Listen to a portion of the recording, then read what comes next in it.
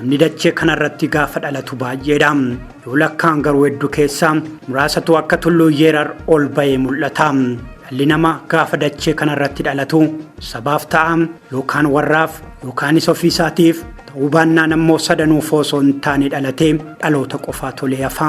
Kanumarraa ka'uudhaan kaaniin baga dhalate yookaan dhalattee gariin ammoo osoo dhalachuun isaa yookaan ishee hafee yookaan haftee jedhanii gocha yookaan oolmaa isaatiin ni abaaru yookaan immoo ni jaju ni leellisusi.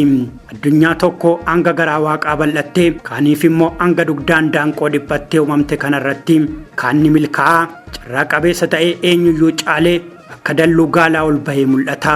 Gariin immoo hiree kana dhabee warra seenaa qabuuf taa'ee seenaa lakkaa'a. Warra sana jajaa seenaa isaanii barreessaa dhalootattiin qaraa. Achi as dhuftes onneessaa booree isaaniitiin dhaadata.